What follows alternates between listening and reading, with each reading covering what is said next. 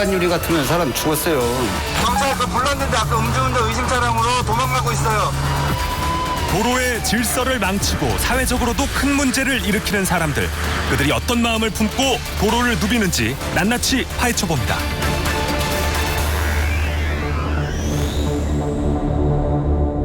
블랙박스 속 사건 사고를 철저하게 파헤치는 맨인 블랙박스. 이번 주는 대한민국 대표 뇌과학 박사님과 함께하도록 하겠습니다. 장동선 박사님 모셨습니다. 안녕하세요. 안녕하세요. 네, 뇌과학 박사 장동선입니다. 환영합니다.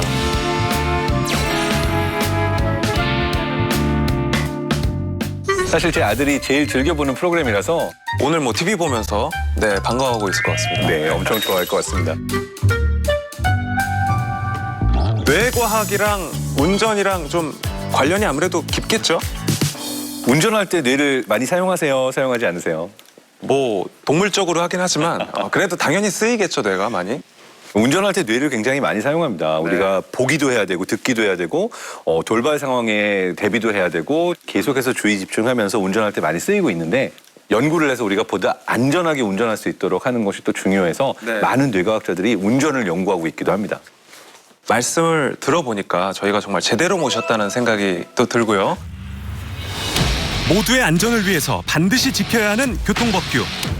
하지만 지킬 걸 지키지 않는 규칙 위반자들이 의외로 많습니다. 그들 때문에 일어나는 사고 소식 또한 끊이지 않고 있죠. 자, 지금부터 장동선 박사님과 함께 블랙박스 영상을 보면서 그들이 어떤 생각을 하면서 저런 범죄를 저질렀는지 함께 알아보도록 하겠습니다. 범죄자들의 얄팍한 도주 심리는 항상 치명적인 사고를 부릅니다.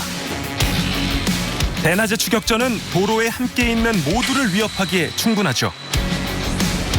그때를 떠올리면 아직도 아찔하다는 박만선 경위. 그날도 여느 때와 마찬가지로 도로 위 안전을 살피며 순찰을 하던 중이었습니다. 이 제3의 피해를 일으킬 수도 있다는 생각을 했기 때문에 추격을 시작한 겁니다. 잠시 후 벌어질 상황이 상상조차 되지 않는 평화로운 도로. 평범해 보이는 한 승용차가 앞에서 끼어드는데요. 박만선 경위가 타고 있는 암행 순찰자입니다. 왜 경광등을 켜고 출동태세에 나선 걸까요? 앞서 진행하는 차량이 차선을 넘나들며 비정상적으로 운행을 하더라고요. 뭔가 문제가 있음을 직감하고 운전자에게 검문을 요청한 박경위. 해당 차량은 순찰차의 뒤를 순순히 따르는 것 같은데요. 그런데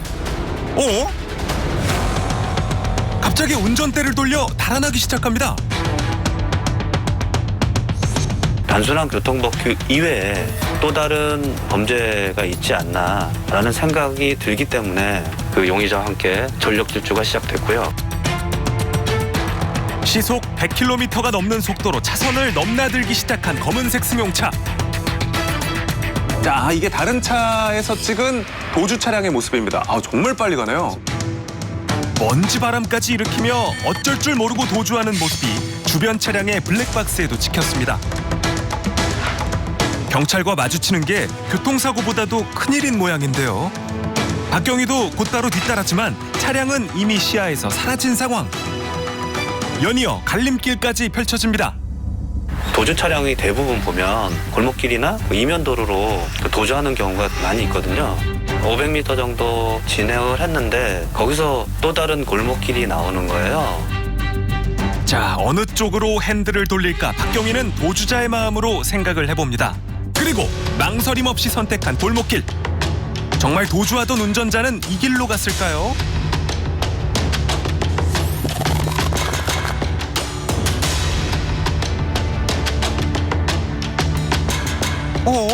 자, 이 차 아닌가요?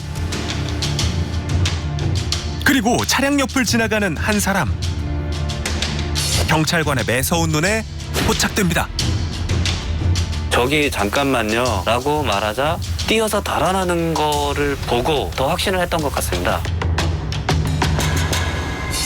맞네요. 맞네요. 도망가네요. 도망가네요. 끝까지 태연하게 못 걷고 역시 이제 경찰이 눈치를 채자마자 혼비백산 주랭랑을 치기 시작합니다. 마주오던 차량에 부딪히고도 멈출 생각이 전혀 없어 보이는데요.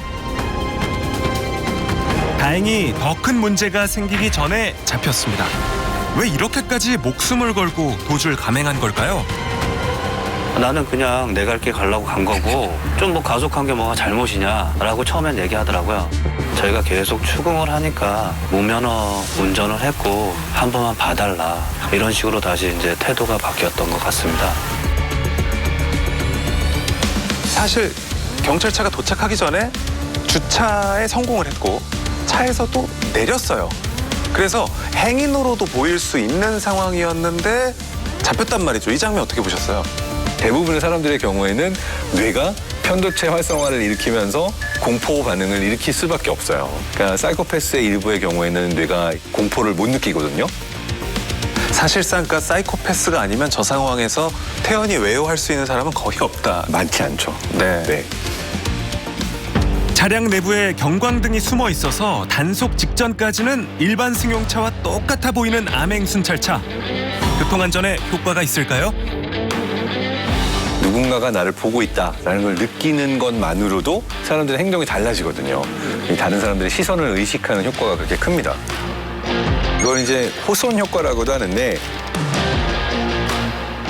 늘어져가지고 막 공부하다가 딱 선생님이 나 보고 있다 이러면 똑바른 자세로 그쵸. 공부하는 척하는 아이들과 좀 비슷한 거죠. 그런 이유 때문에 암행순찰차가 네. 있다고도 할 수가 있는 거죠. 현재 우리나라 고속도로에는 42대 암행순찰차가 활약하고 있습니다. 사건 사고를 예방하는 효과가 인정돼 일반 도로로 확대할 예정이라는데요. 검거된 운전자는 음주와 무면허 운전으로 5번이나 처벌받은 전력이 있었습니다. 책임보험도 없는 지인의 차를 면허 없이 운전한 책임은 적지 않습니다. 낮과 밤을 가리지 않고 도로의 사각지대를 살피는 이들이 또 있습니다. CCTV 관제사의 눈에 잡히는 모든 범행 장면은 곧바로 증거가 되는데요. 눈에 튀게 행동을 하는 것 같더라고요. 한 골목하고 두 골목까지 걸어가면서 계속 같은 식으로 지속적으로 같은 짓을 반복적으로 했었죠. 인적이 드문 야심한 시각. 울산의 한 주택가 뒷골목. 배회하는 두 사람이 보입니다. 한 명은 차량에 몰두했고 또 한 명은 주위를 살피는데요. 주먹을 들어서 네. 바로 인사처럼 받아주셨어요. 그쵸. 보통은 주먹을 들면 때린다라고 생각할 수가 있는데 이 신호는 그냥 인사를 하려고 하는 거다라고 반응을 해주셨는데 이걸 비언어적 신호라고 합니다.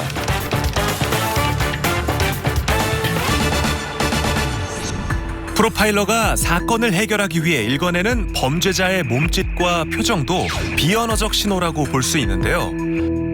주변을 두리번거리며 가는 모양이 아주 수상해 보입니다. 인적이 드문 거리를 걸어갈 때 대부분 앞을 보거나 핸드폰 쳐다보는 경우는 많은데 이건 절도범이라는 느낌이 빡 오죠. 차량마다 손잡이를 일일이 당기며 자신들이 차량 터리범이라는 신호를 온 사방에 알리고 있습니다. 20대가 넘는 차량 중 결국 한 대가 범행 대상이 됐는데요. 손전등까지 미리 준비한 아주 계획적인 범행입니다. 그리고 그 순간 이제 출동 중인 경찰관에게 빨리 올 수 있도록 같이 공조해서 알려드리고 있었습니다. 큰 도로에 나가면 저희 카메라가 없어요. 그 사각지대인데 그곳으로 갈 경우는 어떻게 할 방법이 없거든요. 만약 시동을 걸 수 있는 차량을 훔쳐 달아난다면 큰 사고로 이어질 수 있는 상황. 이대로 사라진다면 정말 큰일인데요. 차량 터리범들이 CCTV 화면 밖으로 사라지기 직전 수상한 행동이 포착된 지 10분 만에 경찰차가 현장에 도착했습니다. 결국 절도 행각은 막을 내렸는데요. 경찰차를 보자마자 보인 두 사람의 행동이 사뭇 다릅니다. 한 사람은 이제 경찰차가 나타나자마자 바로 반응을 해서 도망을 갔고 또 한 사람은 좀 그냥 굳었어요. 전형적인 반응이라고 보이는데 일반적으로 위험을 감지했을 때 우리는 투쟁 도피 반응이라고 그래서 달려가서 싸우거나 아니면 도망가거나 그리고 둘 다 안 될 경우에는 얼어버리는 freeze 이러한 반응도 보이게 되는데요. 지금 이 두 친구들 중에서 한 명은 계속해서 위험이 있지 않을까 두리번거렸잖아요. 네네. 뇌 안에서는 아마 불안도가 높았을 거고 반면에 다른 친구는 주의 집중해서 계속 문 열린 차가 없나 이것만 보고 있느라고 새로운 상황에 반응하는 속도가 아마 느렸을 거로 생각이 됩니다. 붙잡힌 두 사람 모두 절도 혐의로 불구속 입건됐습니다. 주차 뒤 잠금 상태를 확인하는 습관 꼭 필요합니다. 2인 이상이 합동해서 절도 범행을 저지른 경우이기 때문에 특수절도죄가 적용됩니다. 특수절도죄는 징역 1년 이상 10년 이하에 처해지는데 만약 또 다른 여죄들이 다수 발견된다면 이때는 상습범 가중처벌 규정에 따라 기존 특수절도죄 법정형의 2분의 1 가중될 수도 있습니다. 그날의 사고 이후 도로 안전 시설의 중요성을 다시 한번 깨달았다는 운전자. 여기 서 있다가 그런 일을 당하다 보니까 이제 뭐 참 중앙선 저게 좀 또 고맙기도 하고 저게 없었더라면 또 나한테 직접 와닿았을 것도 같기도 하고 해서 중앙 분리대로 나눠진 왕복 6차로에서 신호를 받고 정차 중이었습니다. 반대편에서 사고가 나고 마는데요. 한 승용차가 중심을 잃고 그대로 중앙 분리대를 밀어버렸습니다. 시설물 파편이 온 사방으로 튀었지만 브레이크 한 번 밟지 않고 도망가는 황당한 차량. 다행히 크게 다친 운전자는 없었습니다. 하지만 가해자가 아무런 조치 없이 사라지는 바람에 차량이 파손된 차주들은 혼란에 빠지고 마는데요. 차도 뭐 얼마 산지 안 된 새 차에 이렇게 기스건하고 이렇게 가슴 놀래고 이러니까 좀 황당한 일이었습니다. 화도 나고. 도로 시설물들을 완전 파손하고 주변에 있던 차량들한테도 손실을 입혔는데 브레이크도 밟지 않고 그냥 도망을 가버렸단 말이죠. 이 경우에 어떠한 나에게 손실이 오고 안 좋은 상황이 생긴다는 걸 예측할 수 있어야 되는데 그런 부정적인 경험을 일단 피하고 잊으려 하는 경향이 있다. 이걸 타조 효과라고 하는데 이제 타조의 경우에는 맹수가 쫓아오는데 내가 그냥 일단 모래속에 머리를 파묻으면은 맹수도 안 보이고 아무것도 없는 것처럼 보이니까 괜찮다. 눈 가리고 아웅인 거죠. 인명피해가 없더라도 현장에서 도주하면 명백한 뺑소니범입니다. 모래 속에 얼굴을 파묻어버린 타조처럼 잘못을 저지르곤 모른 채 사라진 운전자. 송창진 경장에게 딱 걸렸습니다. 저희가 수백 번 영상을 프레임으로 잘라서 봐도 번호판 1절 단 하나의 숫자도 보이지 않은 상황이었고 일단은 그 도로 자체에 어떤 CCTV가 있는지 한번 봤더니 피의 차량이 진행을 했을 거라고 예상되는 그 지점에 CCTV가 유일하게 한 대가 있었습니다. 사고를 낸 직후 아무 일이 없다는 듯 빠른 속도로 달리는 모습이 포착됐는데요. 하지만 예상 도주 경로의 CCTV와 블랙박스에서는 가해 차량을 특정할 정보를 얻을 수 없었습니다. 블랙박스나 CCTV에서 차량 특정이 안 될 때를 가정해서 어떤 이 파편을 가지고 피해 차량을 찾는 데 있어서 어떤 중요한 단서가 되기도 합니다. 범인은 늘 흔적을 남기는 법이죠.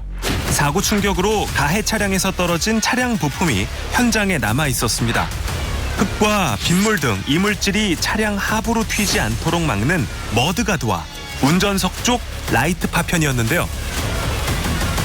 이걸 들고 공업소를 한 3군데 정도 갔습니다. 이 차량이 특정을 하는 데 도움을 달라. 이 운전석 라이트가 어떤 차량인 것 같냐고 저희가 물어봤고요. 그 전문가들께서는 어떤 구형, 어떤 소형 차량임을 일단 말씀해 주셔서 도보 탐문 수사를 시작을 했던 거고. 용의 차량이 밝혀지며 수사는 급물살을 탔습니다. 사고 현장 주변을 샅샅이 살피기 시작한 송창진 경장. 그날의 어떤 이제 계획했던 어떤 그 섹터를 탐문 수사를 하고 있는 찰나에 소형 차량이 한 대가 불법으로 주차가 돼 있는 걸 좀 확인을 했습니다. 혹시나 하는 마음에 이번에도 아니겠지라는 마음으로 차량으로 다가가서 운전석 라이트 부분을 유심히 보는데 이제 확신이 든 거죠. 도주한 것으로 추정되는 소형 차량을 발견했습니다. 상대적 운전석 라이트 부분은 반짝반짝 빛이 나는 게 보였고 앞 범퍼 부분도 다 새 걸로 교체가 돼 있던 상태였습니다. 문제는 한 번 도망갔던 운전자를 유일한 증거인 차량이 있는 곳으로 불러내야 한다는 거였는데요. 정말 도주의 우려가 있기 때문에 매우 조심스러웠죠. 그래서 일단 저희 신분을 노출되면 안 되니까 제가 지금 지나가다 차를 긁었는데 자꾸만 내려와 볼 수 있냐라고 했더니 일단 알겠다라고 해서 이제 총 한 10분 뒤에 이제 저 반대편에서 한 분이 걸어오셨습니다. 지난주에 혹시 이 앞에서 큰 사고가 있지 않았습니까? 라고 얘기했더니 깜짝 놀라시더라고요. 송경장의 기지로 결국 피의자를 잡았습니다. 그런데 사고 당시 도망간 이유가 궁금한데요. 그 피의자의 그 사건 당일 행적을 통해 확인한 바 직원들과 함께 이제 회식을 다 같이 한 걸로 확인이 됐습니다. 사고 발생 3시간 30분 전 피의자가 방문한 한 식당의 CCTV 영상입니다. 이곳에서 지인들과 술을 마신 정황이 추가로 밝혀졌습니다. 다른 차량에 피해를 주고 눈 가리고 아웅을 해도 반드시 잡히고 반드시 처벌받습니다. 늦은 저녁 고된 일과를 마치고 퇴근하는 길이었습니다. 감사합니다. 함께 탄 동료의 집 앞에 먼저 도착했다는데요. 여기입니다, 여기. 조심해서 가세요. 감사해요. 내일 봐요. 동료를 내려주기 위해 정차한 사이 뒤를 따라오던 차량 운전자가 갑자기 문을 두드리더니 말을 걸어왔다는데요. 아저씨가 이거 바뀐 척 했어요. 여기서 차를 네? 이거 뒤에 있어. 봤어요. 근데 그 사람이 그래요? 신고할 것 같아요. 아, 그래요? 자신이 모르는 사이 누군가 차량에 부딪혔다는 건데요. 뒷차량의 얘기를 듣고 운전자는 다급히 경찰을 찾았습니다. 이번 사건은 교통조사계 11년 차 김기호 경위의 손으로 넘어왔습니다. 운전자가 경찰서에 와가지고 좀 억울해하기도 하고 그러면서 이제 뒷차량이 차에 일부러 부딪히는 척했다고 알려줬다고 하더라고요. 후방차주의 목격담에 의하면 바로 이 삼거리를 지날 때 문제의 상황이 벌어진 것으로 추정됩니다. 보행자들이 눈에 띄는데요. 하지만 블랙박스 상으로는 부딪힌 게 없습니다. 당시 삼거리를 비추는 CCTV 영상입니다. 운전자의 차량으로 한 보행자가 다가오는 걸 확인할 수 있는데요. 몸이 차량에 부딪힌 것처럼 보입니다. 발 밟히자마자 쩔뚝쩔뚝이더라고요. 차량이 그냥 가니까 바로 이제 핸드폰을 꺼내가지고 어딘가 신고를 해요. 그게 이제 112에다 신고를 한 거였어요. 아, 요거는 이제 단순 교통사고가 아니라 보험 사기일 수도 있겠구나. 뒷차량이 따라와서 사고 사실을 알려줬다는 거는 그만큼 이제 다리를 일부러 넣었다는 게 어느 정도 이제 목격자가 확인한 상황이라서 제가 이제 현장에 CCTV를 한번 좀 확인하러 다녔습니다. 증거를 이제 수집해야 돼가지고. 또 다른 CCTV 영상입니다. 다른 각도에서 보니까 보행자의 동선이 더 잘 보이는데요. 길을 다 건너기도 전에 횡단보도를 이탈합니다. 자, 오른쪽 발이 차량의 뒷바퀴에 닿는 게 명확하게 포착됩니다. 그리고 후방 차량의 동승자는 이 모든 정황을 눈앞에서 지켜봤는데요. 네, 조수석에 타고 계신 분이 똑똑히 봤어요. 정말 대단하신 분 같아요. 제가 볼 땐 주의력도 뛰어나시고 상대 입장에서 배려를 해서 이야기를 해줬으니까 사실 뇌 안의 공감 네트워크, 어떤 내용이다라고 이해하는 어떤 전두엽과 그리고 전측 대상 피질의 연결이 조금 정말 많이 발달한 분 같습니다. 아, 요 정도 영상이면은 증거 자료를 더 수집을 해야 되겠다라는 생각이 들어가지고 이제 제 나름대로 이제 국가수에다 감정을 진행한 거죠. 보험 사기는 사례 적발이 쉽지 않고 위법 행위라고 단정 짓기도 어렵습니다. 국립과학수사연구원의 감정서 같은 확증이 필요한 이유인데요. 경로 분석이라고 이제 표현을 하고 보행자가 걸어가는 과정에서 보행자의 경로와 이탈되는 오른발이 차량 쪽으로 내딛는 장면이 확인이 되고 일반적인 보행 상황으로 보기 어렵다라고 결과가 나왔었습니다. 분석 결과 횡단보도를 벗어난 범인은 우회전하는 차량을 인지한 것으로 보입니다. 그리고 나선 사고 시점에서 정상적인 사람의 걸음걸이로 보기 어려운 오른발의 진행 방향을 보이는데요.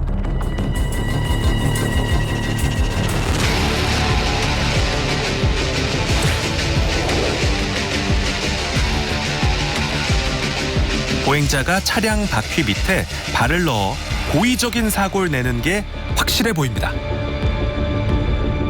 꼬리가 길면 잡힌다고 과거 이제 교통사고 접수되고 이런 부분을 좀 확인해 봤는데 타 지역에서 2020년도 이후로 이제 접수된 게 또 2건 정도가 확인이 되더라고요. 최근 발생한 차대 보행자 사고를 살펴본 결과 사기범에겐 이번과 비슷한 유형의 사고가 또 있었습니다. 2번에 걸쳐 300만 원의 보험금을 뜯어낸 건데요.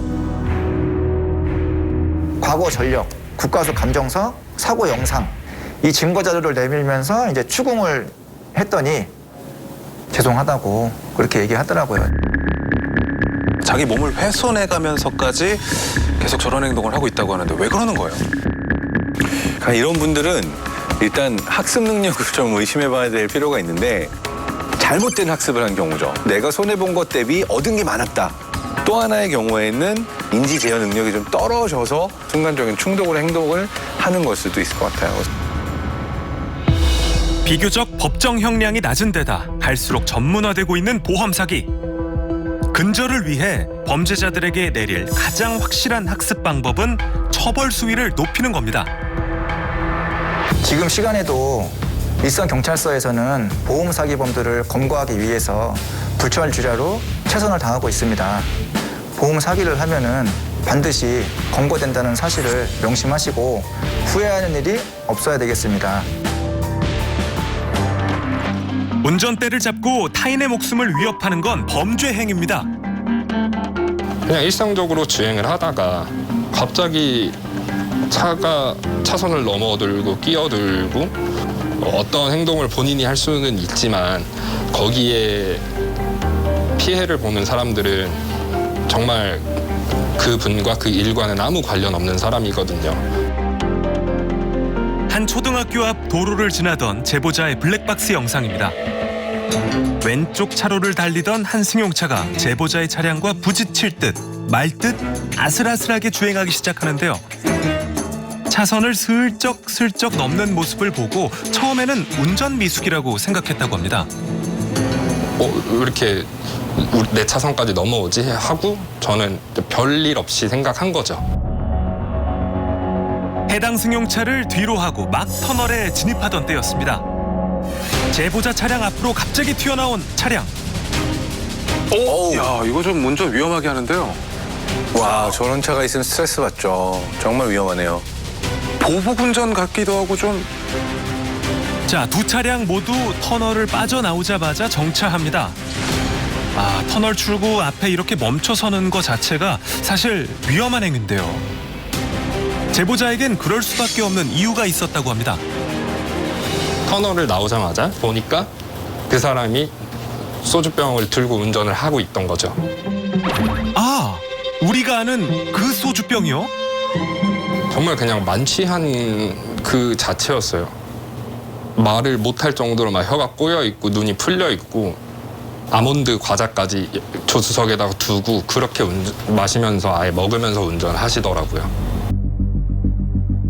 제보자가 본 게 맞다면 역대급 음주운전 현행범입니다. 계속 달리게 놔두면 사고로 이어질 수 있는 상황.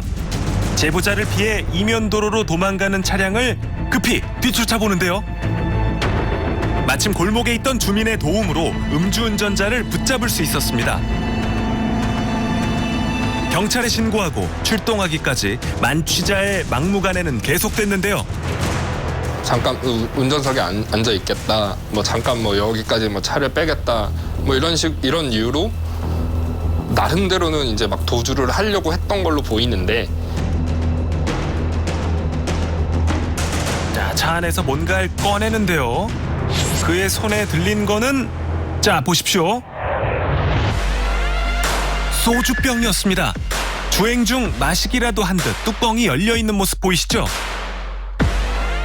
술병을 감추는 게 저는 정상적인 행동 패턴이라고 보는데 이런 걸 두고 겁을 상실했다. 네. 라고 얘기를 하죠. 술을 마시게 되면은 편도체에서 걸어주는 브레이크나 이 제약이 좀 풀리게 되는 경향이 있어요. 단 한 잔, 한 모금이더라도 술을 입에 댔으면 원칙으로 운전대를 잡지 않는 게 중요해요. 네. 조금이니까 괜찮겠지로 가게 되면 그 조금이 그럼요. 뇌가 얼마만큼인지를 인지하지 못하고 점점 늘어나게 됩니다. 점점 그 벽이 허물어지는 네. 거. 다행히 제보자와 음주운전자의 다툼이 더 커지기 전에 순찰차가 등장했습니다. 경찰이 출동한 후에도 음주 측정을 재차 거부해서 검거 과정이 순탄치 않았다는데요. 혈중 알코올 농도 수치가 운전면허 취소 수준이 넘게 나왔고 결국 운전자는 음주운전 및 보복운전, 공무집행 방해로 입건됐습니다. 음주운전 초범이 아니었고 그러니까 또 재범이라는 얘기를 들었기 때문에 뭐 걸리지 말아야겠다 뭐 이런 마음가짐으로 하셨다기보다는 에라 모르겠다 될 대로 되라 라는 느낌이셨지 않을까 추측하고 있어요. 그러니까 뇌의 경우에는 반복된 학습이 중요하다고 말씀드렸는데요. 한 잔 마시고도 걸리거나 처벌받은 예가 거의 없을 거예요. 이걸 뇌가 기억을 하는 거죠. 이 정도 처벌쯤이야 하는 마음도 있었을 거예요. 그래서 처벌의 수위가 훨씬 높아져야 된다라고도 생각을 합니다. 실제로 음주운전 단속 적발 사례 중 절반 가까이는 2번 이상의 재범인 것으로 나타났습니다. 기본적인 안전수칙을 우습게 여기고 도로를 무법지대로 만든 규칙 위반자들, 막을 방법은 없을까요? 오는 7월 28일부터는 음주, 무면허, 뺑소니 운전자 모두 적어도 한 사고당 1억 7천만 원까지 자기 부담금을 부담해야 합니다. 과거의 기준을 가지고 나의 행동은 정당하다 내지는 이러한 행동을 하더라도 무사히 빠져나갈 수 있을 것이라는 생각은 버리시는 게 좋을 것 같습니다. 도로 위에서 규칙을 어기고 불법을 저지르는 사람들. 잘못에 대한 대가는 반드시 치르게 된다는 점 꼭 기억하시기 바랍니다. 이 도로 위에 범죄자들은 도대체 어떤 생각을 하면서 운전을 하는 건가 궁금했는데 박사님 덕분에 그런 궁금증들이 많이 풀렸습니다. 물론 제가 그들의 뇌에 직접 들어가서 그걸 알 수는 없는 거기 때문에 이건 추측일 뿐이었는데요. 그렇지만 내 뇌가 나에게 말해주고 내가 알고 있다고 생각하는 것들보다 나는 내 뇌에게 계속 속고 있는 것일 수 있다라는 걸 기억하고 조금 더 조심하시고 안전운전하시면 좋을 것 같습니다. 뇌과학으로 본 맨인 블랙박스였고요. 다음 주에 또 인사드릴게요. 고맙습니다. 감사합니다.